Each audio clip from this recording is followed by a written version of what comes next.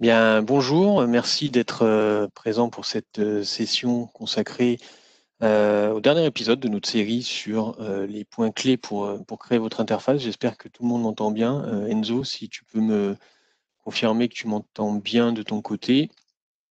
Euh, Le son est parfait.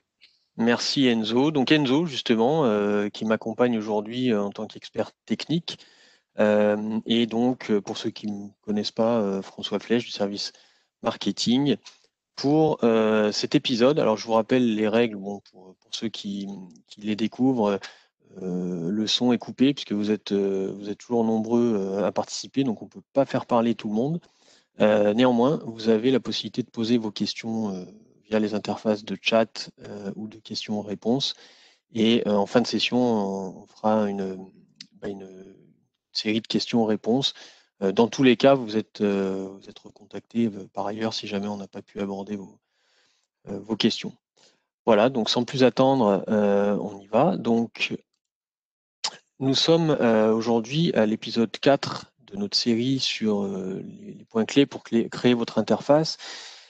Série qui, je vous le rappelle, a pour but de montrer des choses qui ne sont pas forcément connues des utilisateurs, même les plus expérimentés, et de les mettre au grand jour et puis de montrer un petit peu comment peuvent être utilisées. Donc aujourd'hui, un beau programme avec une série donc d'outils permettant d'organiser ces graphismes, ces vues de la meilleure des manières. Donc on verra le gestionnaire de propriété de dessin, les calques, la visibilité sur Zoom, qu'on appelle aussi decluttering, les couleurs indexées, un certain nombre de contrôles, donc les listes déroulantes, les boîtes les cases à cocher, etc. Et enfin, on abordera l'aspect langue avec les outils de traduction et d'export de langue.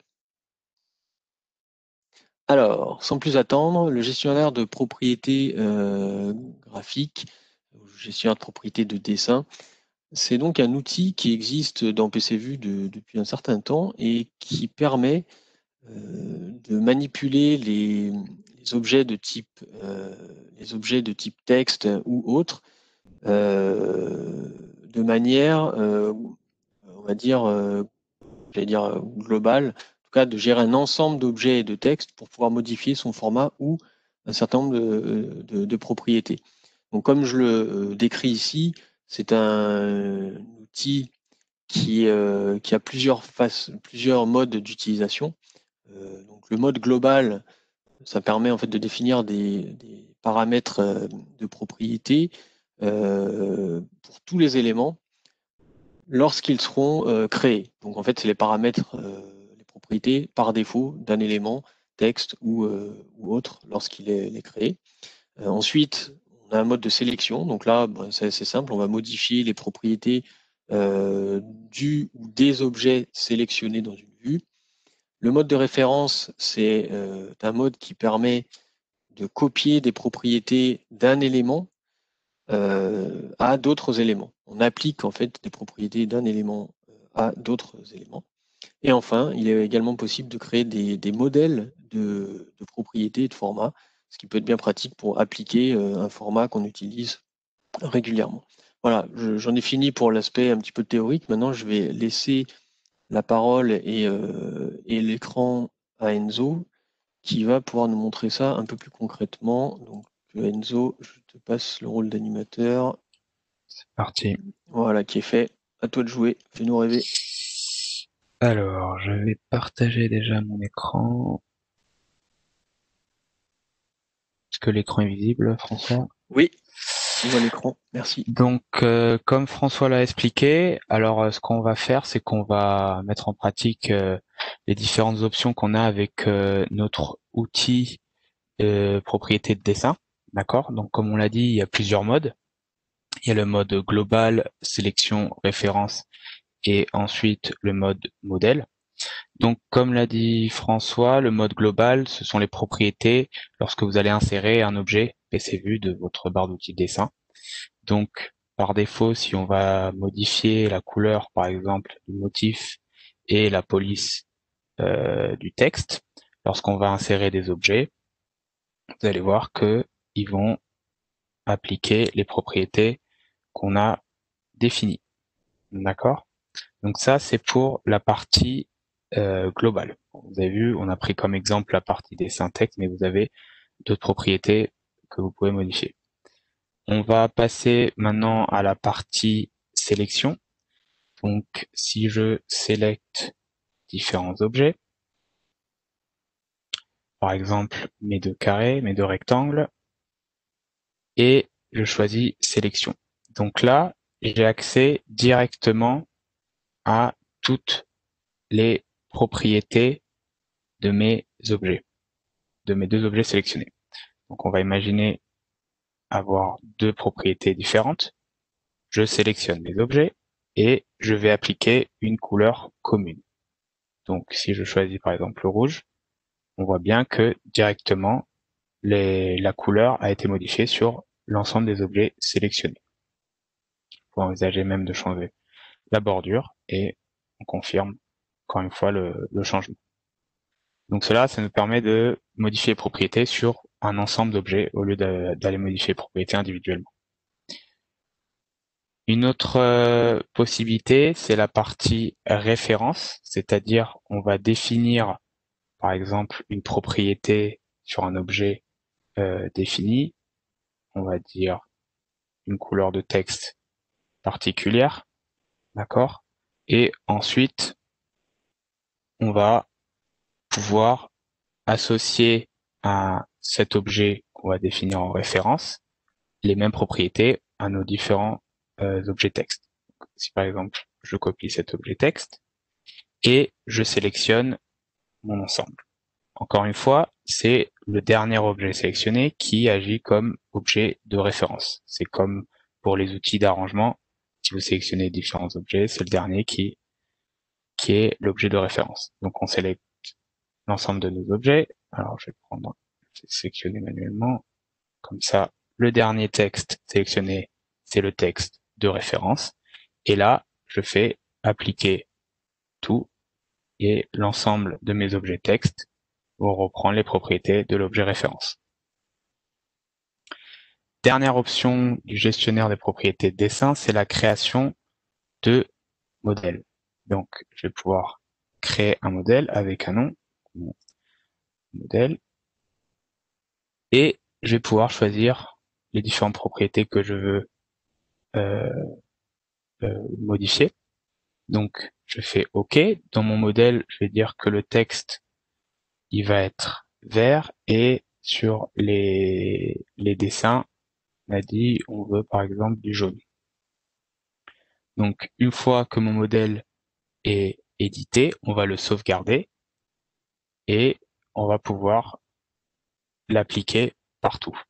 D'accord? Donc, une fois que mon modèle est sauvegardé, je vais choisir mon modèle et je fais appliquer tout et mon modèle s'applique sur l'ensemble des objets sélectionnés par rapport à ce que j'ai défini dans mon modèle.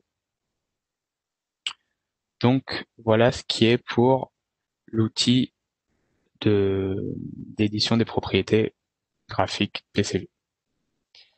François, je te retiens la main pour que tu poursuives la présentation. Ouais, pas de problème.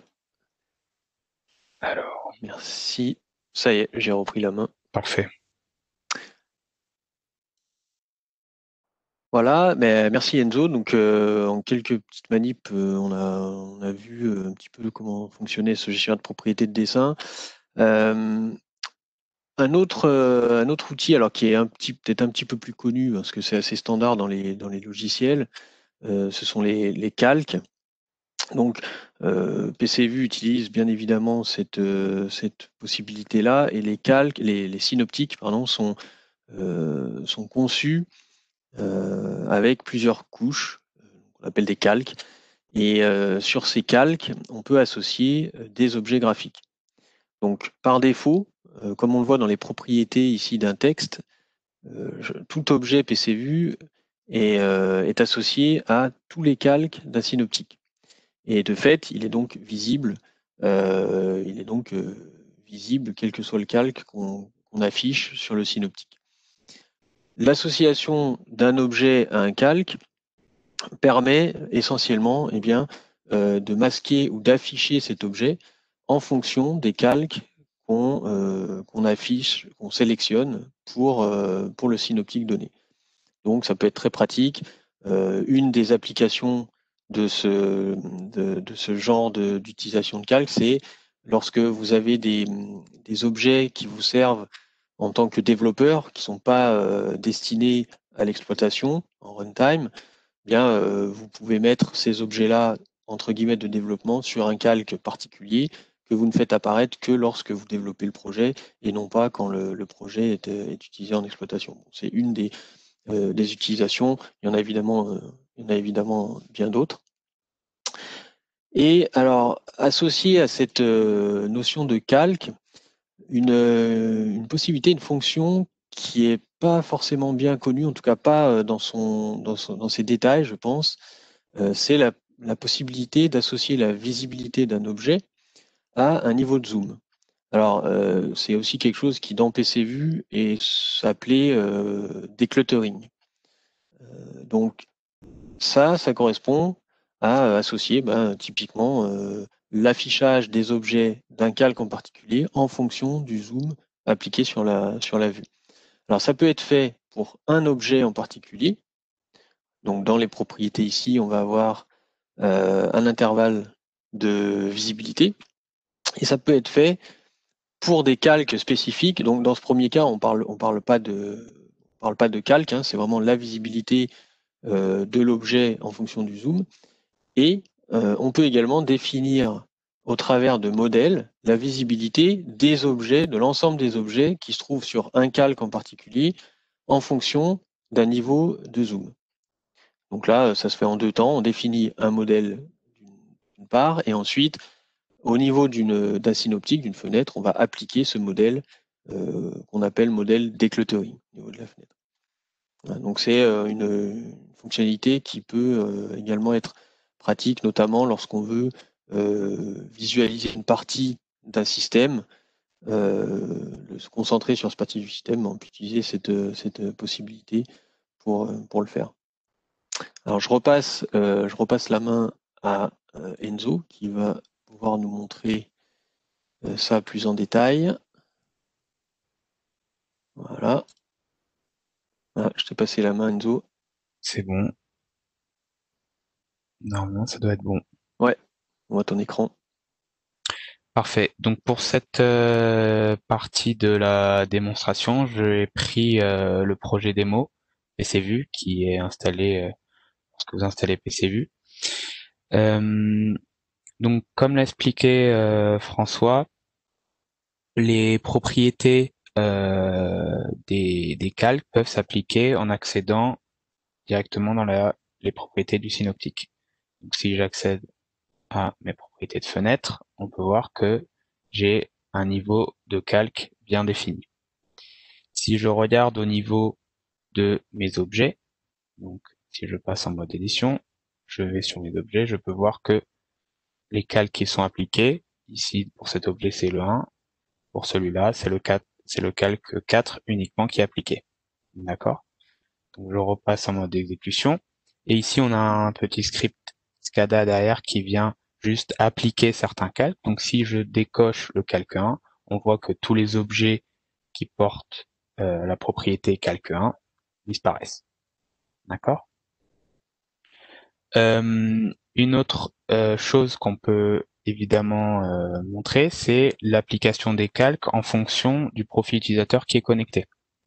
Donc, par exemple, ici, je suis authentifié en tant qu'administrateur, donc j'ai accès à tous mes calques, et je vais maintenant m'authentifier avec un autre utilisateur. Donc, si je m'authentifie avec un autre utilisateur, je remarque que les calques de niveau 1 ont disparu. Donc, pour voir les propriétés de cette configuration, on accède aux propriétés des comptes utilisateurs PCVue et on va sur nos profils correspondants. Dans le cas de notre profil administrateur, si on va dans la partie propriété, on cherche l'onglet calque et on remarque que tous les droits de calque sont cochés et actifs pour le profil administrateur. Si je passe à la partie maintenance, au niveau des propriétés, à nouveau je cherche l'option calque et je vois bien que le calque numéro 1 est décoché. Pour cela que quand je suis authentifié en tant que maintenance, je n'affiche pas les objets avec le niveau de calque de niveau 1. Donc la deuxième partie, c'est la partie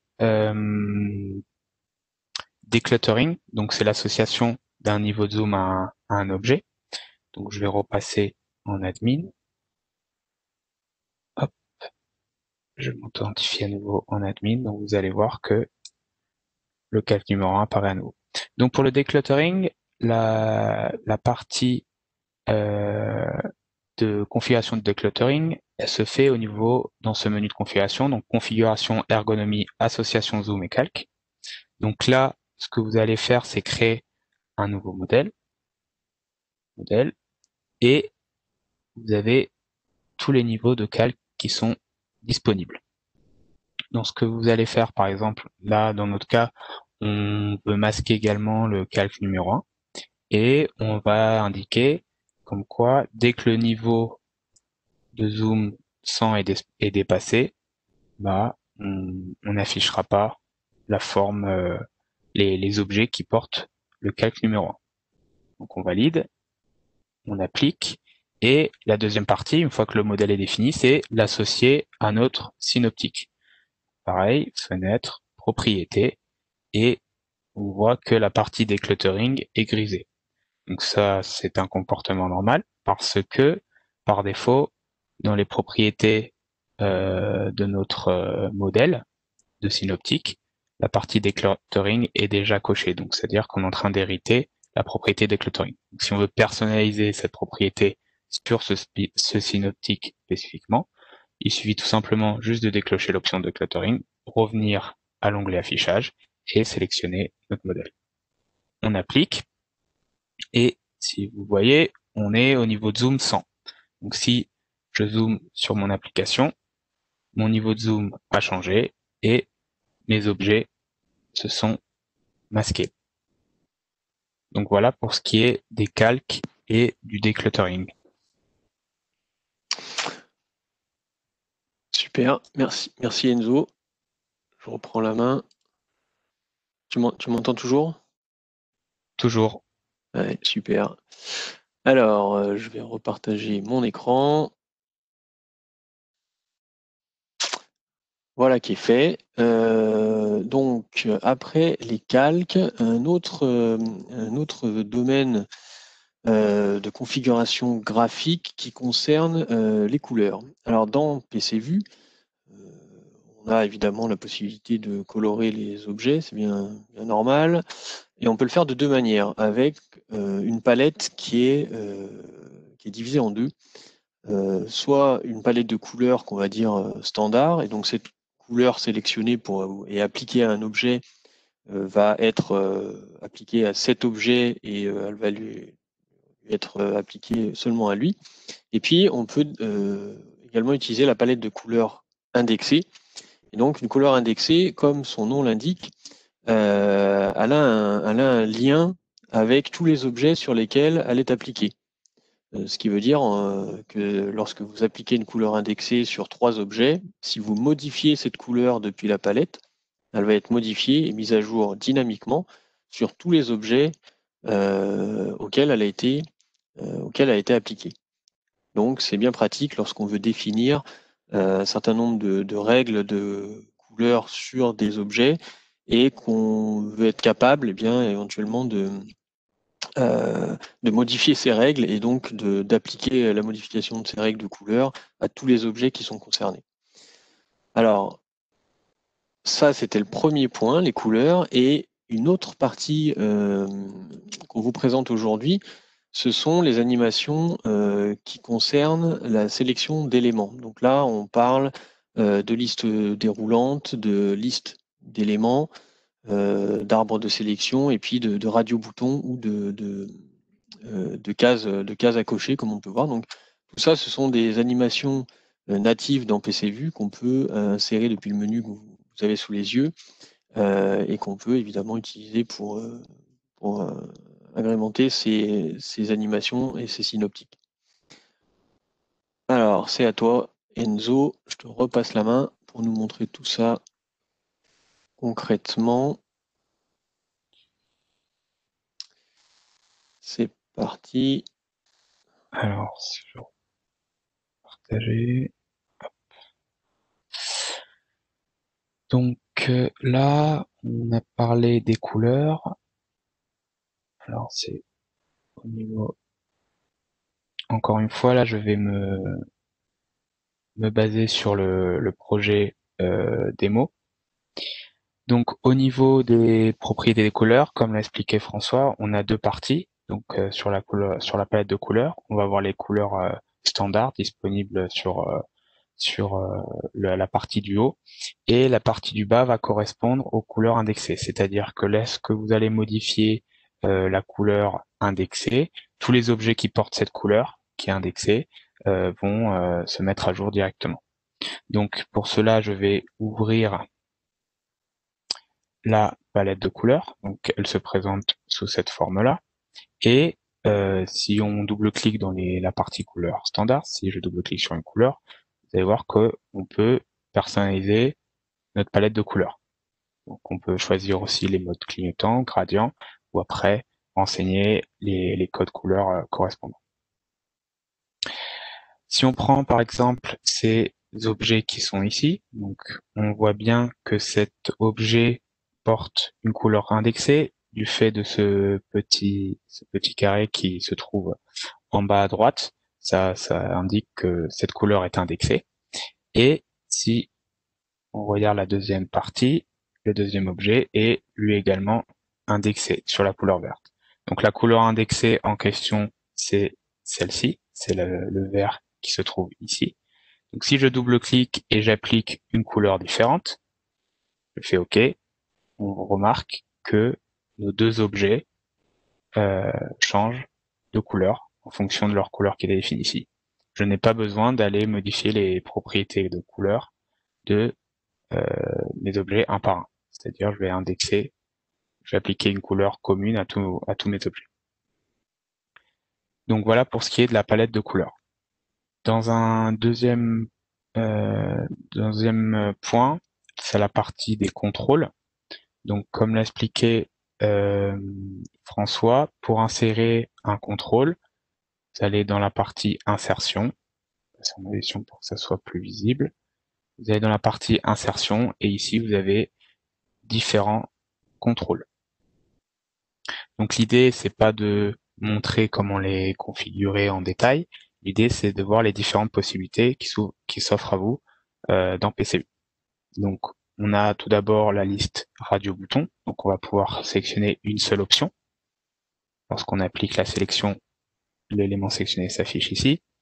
On va voir la liste de cases. Donc là, on peut faire différentes sélections et c'est la dernière sélection qui est prise en compte. D'accord? On a également la liste simple et peut-être la propriété qui est le contrôle qui est le plus utilisé, c'est la partie liste déroulante.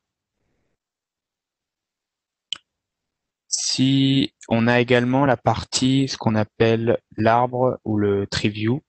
Donc l'avantage de ce tree view, c'est qu'il permet une configuration avec des animations natives PCVue. Donc dans ce cas-là, dans cet exemple-là, vous avez différentes animations qui sont affectées à notre arborescence. Dans ce cas-là, ça va faire des chaînages ouverture, ça va ouvrir des synoptiques définis. Une propriété que j'ai oublié de mentionner qui est commune à tous les contrôles, c'est le paramétrage de ces contrôles. Vous allez pouvoir stocker les informations directement dans PCVue ou dans un fichier texte. Donc, comme on a vu, le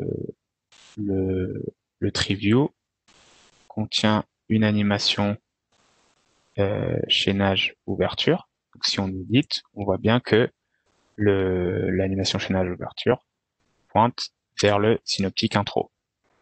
Donc, si je repasse en mode exécution, je vais dans présentation arc informatique, je suis redirigé vers mon synoptique. Bien évidemment, vous pouvez associer aux d'autres animations ou l'exécution de scripts Scala basique. Donc voilà ce qui est voilà pour les contrôles.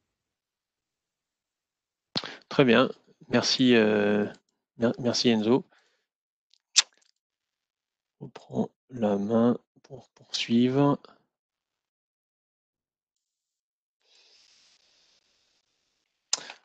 Voilà, alors après cette partie sur les contrôles, on arrive vers la fin de notre session sur les outils et on finit par les langues. Alors dans PCVue, on distingue deux utilisations des langues. Les langues de l'environnement, enfin des environnements de configuration, donc les menus, les boîtes de dialogue, etc. Donc là, on peut afficher deux langues qui sont sélectionnées parmi les 12 langues d'installation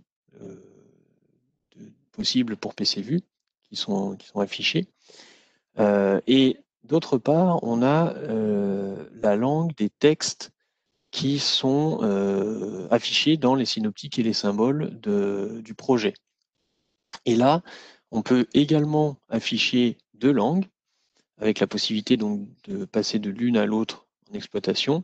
Et là, l'affichage des langues, ça permet tout type de langue, d'accord, puisque ça sera en fait les langues qu'on écrit lors de l'édition.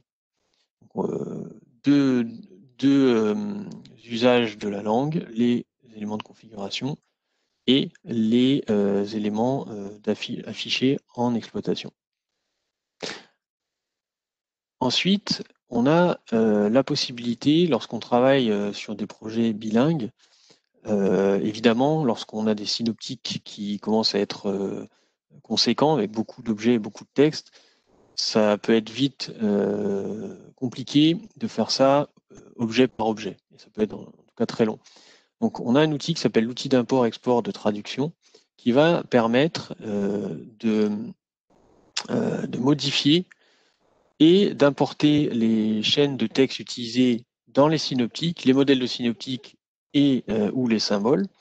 Donc on exporte cela dans un fichier texte. On peut faire une modification et on va être capable de réimporter le fichier avec les modifications, donc avec typiquement la traduction d'une langue en une autre.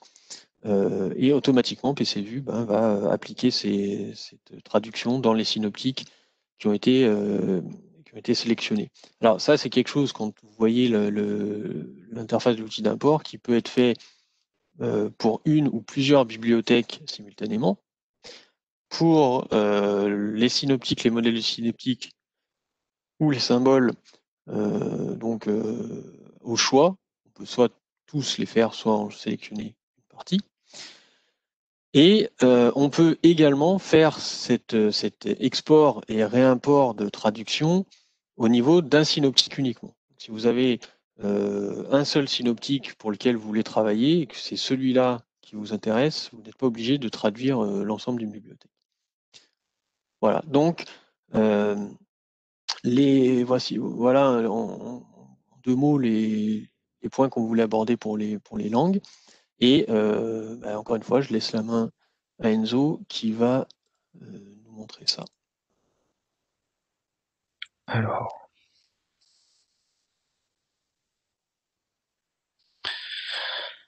donc pour cette démonstration, je reviens sur un projet vierge PCVue.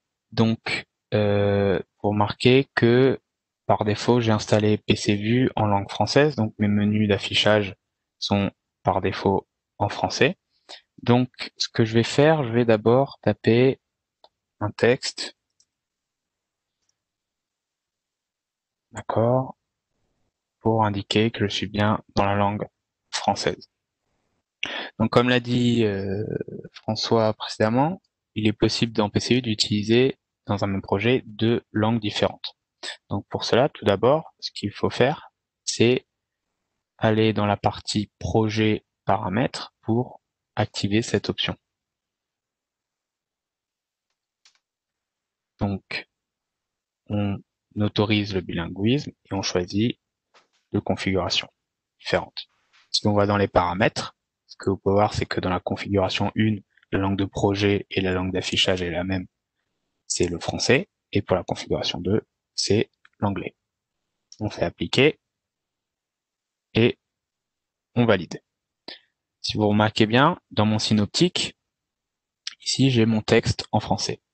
Si je viens changer ma langue, dans notre cas, encore une fois, configuration langue, et je passe à ma deuxième langue, donc l'anglais, vous allez voir que mon objet texte est vide.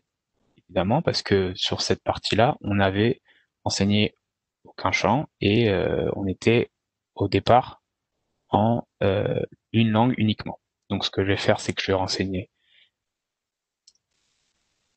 le champ texte en anglais, d'accord?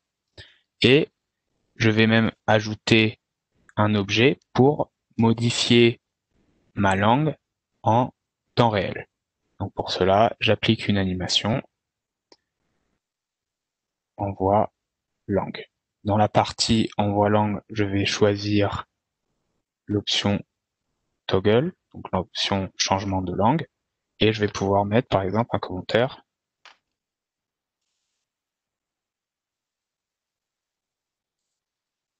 Donc si je passe en runtime, donc là il m'indique que je peux changer de langue. Si je clique dessus, je suis passé en texte français. Je vais éditer la forme également pour avoir mon commentaire en français.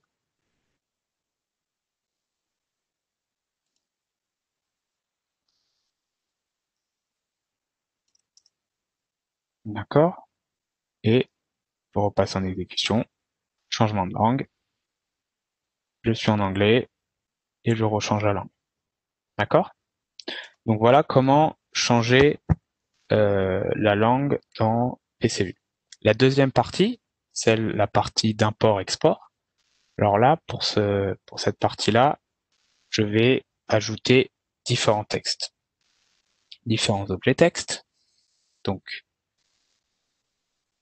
texte fr1 et je vais en ajouter 4.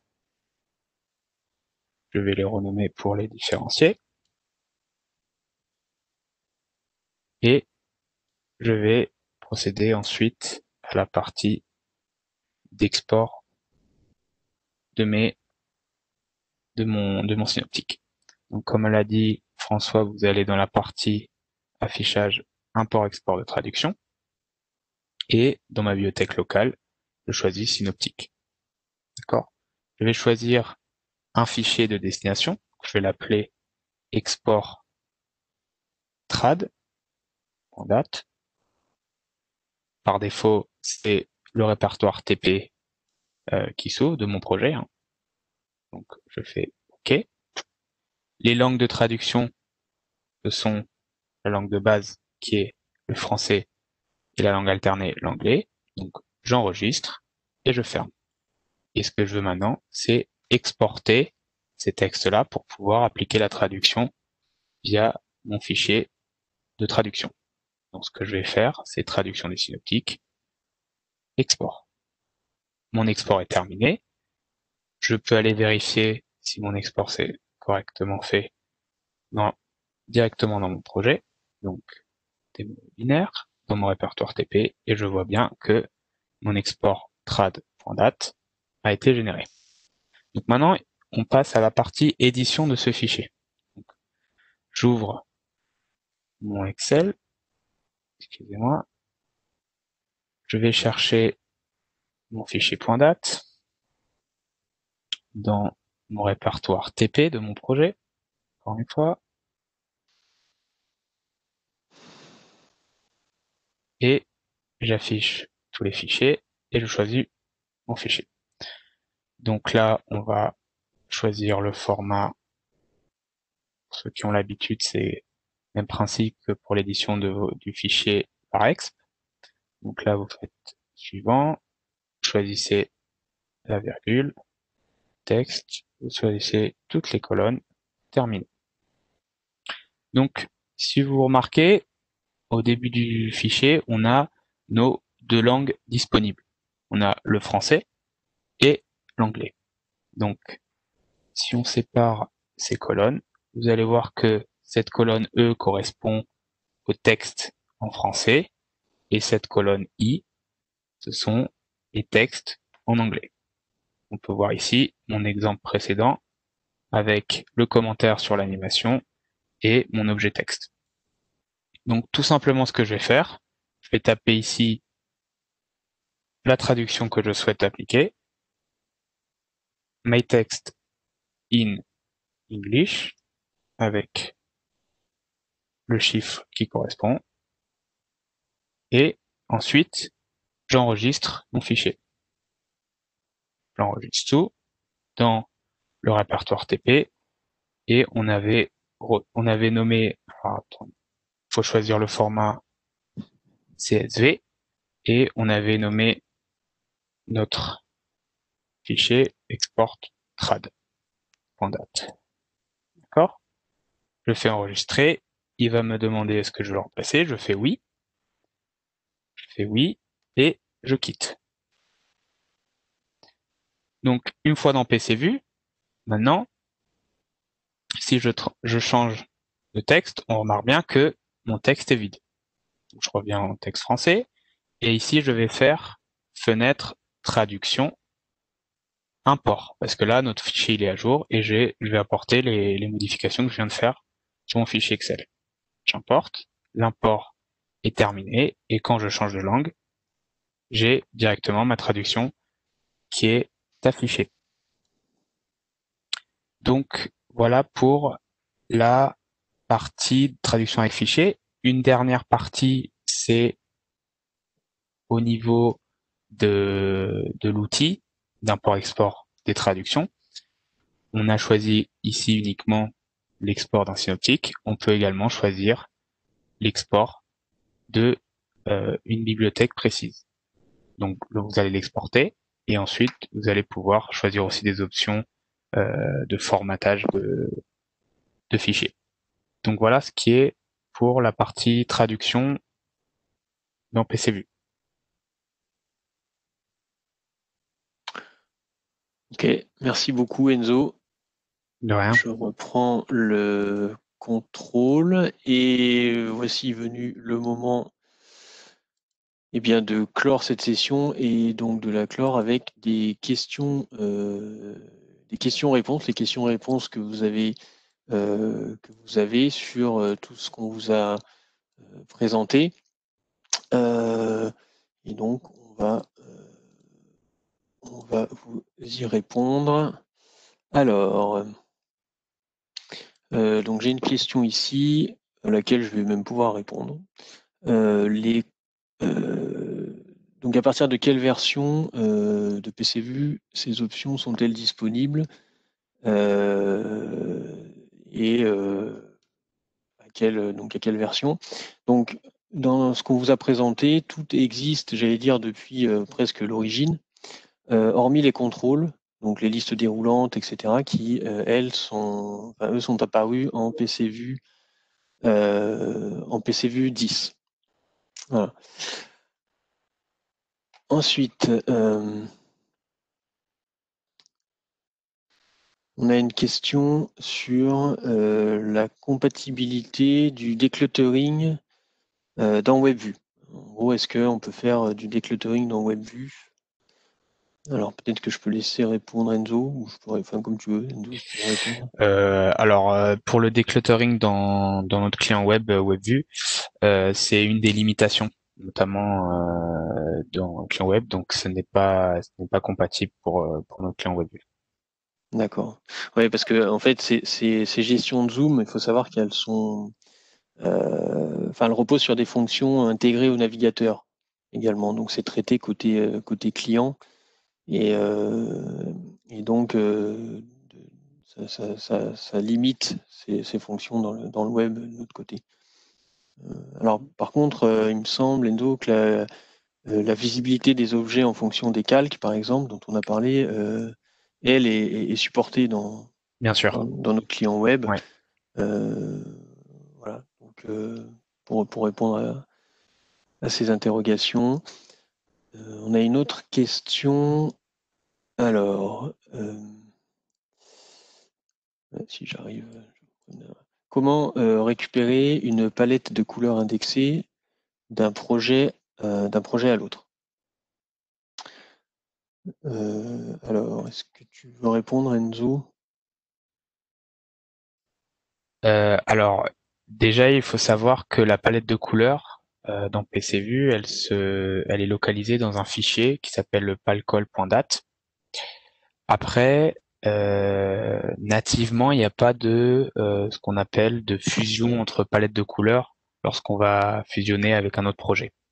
C'est possible de le faire, mais il faut passer par des instructions VBA pour fusionner la palette de couleurs d'un projet à l'autre. Par contre, si vous copiez et collez le fichier palcol.dat, qui est un fichier qui renseigne tous les paramètres de votre palette de couleurs, vous pouvez l'utiliser dans d'autres projets. D'accord, donc ça revient, oui, à copier le fichier, quoi, en gros. Exactement. Sauf dans le cas où on veut Sauf fusionner. dans le cas où on veut fusionner un projet existant avec un nouveau projet et fusionner différentes palettes de couleurs. Là, il faut passer par des instructions VBA. D'accord. Ok, c'est clair. Une autre question. Alors, peut-on alimenter les contrôles par script? Alors ça, je pense que tu as répondu quand tu as fait ta démo, hein, il me semble. Mais Oui, je vais quand même en refaire. fait, certes, tous les contrôles ont des instructions propres en SCADA basique. Donc, il est possible de les exécuter et d'accéder à leurs propriétés directement via script. Ok. Peut-on associer une langue à un utilisateur? Alors pour cette partie, oui, oui, bien sûr, dans la partie profil, on peut lui associer une langue qu'on va définir dans la configuration de son profil. Ok. Qui sera parmi les deux langues configurées, hein, par contre. Exactement. Hein, ouais, voilà. Ça. Ok. Bah, écoutez, je pense qu'on arrive à la fin des questions-réponses. Si vous en avez d'autres, n'hésitez pas à nous contacter par email. Évidemment, on se fera un plaisir de vous répondre. Merci encore à toi, Enzo, pour les démonstrations. Bah, merci à vous d'avoir été là, d'avoir suivi ce webinaire. Et puis, donc, on prévoit une autre. Donc là, ça termine notre série sur les points clés pour créer une interface. On prévoit une autre série de webinaires prochainement qui nous emmènera sur d'autres terrains de PCVue. Et en attendant, eh bien, on vous souhaite tous et toutes d'avoir une excellente santé en cette période et une excellente journée. Merci encore et à bientôt.